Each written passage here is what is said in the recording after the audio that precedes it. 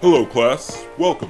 In today's lecture, we dive deeper into Moby-Dick. Moby who? Moby-Dick, the epic 19th century novel written by Herman Melville. Oh, that's right. We'll focus on major themes, symbols, narrative structure, and the novel's philosophical underpinnings. Achoo! Herman, is that you? Herman, why don't you just come out here? I can see you hiding. Just come over. Herman Melville, author of Moby-Dick and many other fine works. Welcome. Greetings, salutations. Oh dear, I didn't realize you had so many kids. Students, they're students. Okay, sure. Well, I had 4 kids as well. Or rather, students, as you put it. Okay. I named one of them Stanwix. Cool name, huh? It's alright. Only alright? Are you kidding me? That name's awesome. What are your names? Free Squat Water. Tonton Kika. Harold. Oh, I see. Okay, let's get back to the lecture. Moby-Dick is more than a sea story. It's a sprawling philosophical epic that explores humanity's relationship with nature, the limits of knowledge, and dangers of obsession. Often called the great American novel, it defies simple categorization. It's an adventure, an allegory, a scientific treatise, a Shakespearean tragedy, and, you know what? A meditation on existence. That's a lot of stuff. Well, let's break this down. We'll focus first on Ahab and the obsession with the absolute. Ooh. At the center of the novel is Captain Ahab, whose quest for revenge against the white whale Moby-Dick becomes a symbolic pursuit of the unknowable. Ahab's monomaniacal hatred transforms him into a tragic figure, akin to Shakespeare's King Lear or Macbeth. Or Mimi Yamanote in the Babysitters Club? Perhaps. Ahab's obsession elevates him beyond simple villainy. He is a man who wants to confront the universe, demand answers, and assert his will against indifferent nature. Ahab doesn't just hate the whale for maiming him, he sees it as a mask hiding some deeper, malicious force, what he calls the inscrutable malice. All visible objects, man, are but as pasteboard masks. Captain Ahab, thank you for joining us. Ahoy! Ahab's quote about pasteboard masks expresses the belief that reality conceals hidden truths. He wants to pierce through the surface, this mask, so to speak, this facade of nature, the white whale, to uncover the malevolent force beneath it. Is this what the kids are calling existential these days? You were existential before existentialism. Is there any money in that? Unfortunately, no. Let's move on, though. Next, we discuss Ishmael as a narrative counterbalance. Call me Ishmael. Oh, geez, not again. Ishmael, the narrator, serves as a philosophical and emotional counterweight to Ahab. I can see that. Where Ahab is absolutist and single-minded, Ishmael is curious, open, and observant. His digressions on cetology, religion... Wait. What's cetology? It's on the board. Branch of zoology dealing with whales, dolphins, and porpoises. Ooh, porpoises are fun. His digressions on cetology, religion, philosophy, art, and race expand the novel's thematic scope and give voice to the broader human struggle to understand an overwhelming, chaotic world. He represents the modern, skeptical observer, witness to the madness, but not consumed by it. Next up, we have Moby-Dick as symbol. The white whale is the most elusive and debated symbol in American literature. The most debated? Can you cite your sources? I read it on the internet, so I'm pretty sure it's true. To Ahab, Moby-Dick represents all that is unknowable, evil, and unjust in the world. But Melville leaves the whale deliberately ambiguous. Haha, yes. Deliberately. Is it God? Is it nature? Fate? Randomness?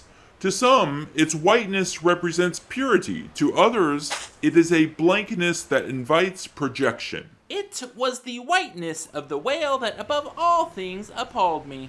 Do white whales even exist? They're not common, especially among sperm whales, but they do exist. Knew it! In this way, the blankness of Moby-Dick's whiteness functions a bit like a Rorschach test. Its meaning is in the eye of the beholder. My meaning is in the eye of the beholder. All meaning is in the eye of the beholder. Next, let's discuss nature, fate, and the limits of knowledge. Melville explores existential questions. Knew it! Can humans truly know the world? Is there an order to the universe? Or is it governed by chance and chaos? Heads or tails? Tails. Heads. Whoa. Chaos. The novel suggests that nature is vast, indifferent, and not inherently moral or knowable. The crew's efforts to find patterns or impose meaning through religion, superstition, or science are often portrayed as futile or tragically misguided. How so? Well, the crew often misplaces faith in Fadala's prophecies, his cryptic predictions. Don't they ever come true? Ironically, they come true, but in ways unanticipated. Their misreading of the signs, particularly those by Ahab, contribute to their ultimate doom. Next, let's focus on diversity and democracy at sea. The crew of the Pequod is a microcosm of global humanity. Queequeg, Polynesian, Dagu, African, Tashtego, Native American. as well as the many European and American sailors of various backgrounds. This multicultural crew reflects Melville's vision of a democratic society unified by shared labor and danger, even as it sails under the command of a tyrant. The Pequod itself becomes a metaphor for America, a nation with great promise, steered by... A lunatic. I was going to say ambition. A promising nation steered by ambition, though haunted by destructive forces. Destructive forces? Is he talking about me? Must we use such harsh labels? You know I can be constructive too. Can you give an example? Well, not off the top of my head. I'd have to look into it. In the meantime, let's move on to genre bending and structure. Ooh. Melville defies 19th century literary norms. Moby-Dick is not neatly plotted. Instead, it digresses into philosophical treatises. Instead, it digresses into philosophical treatises.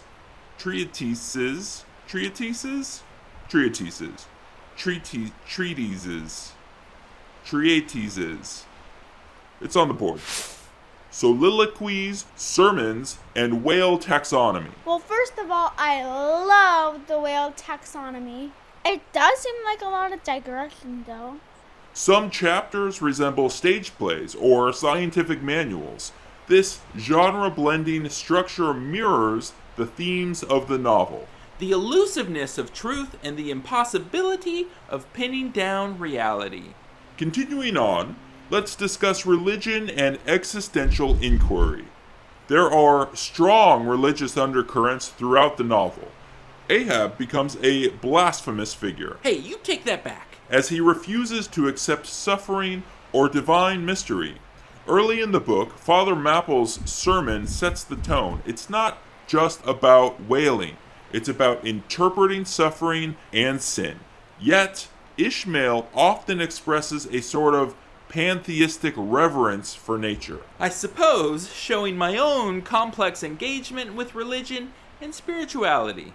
Hey guys, I've got an afternoon shift at the Panera. Can we wrap this up? Finally, our last point, the tragic end and survival. The novel ends with Ahab's death, the destruction of the Pequod, and the survival of only one man. Call me Ishmael. Give it a rest. Hey Herman, is it possible to change the ending? I would prefer to not die. Negative. The closing image, Ishmael clinging to a coffin converted into a lifeboat, is rich in symbolism.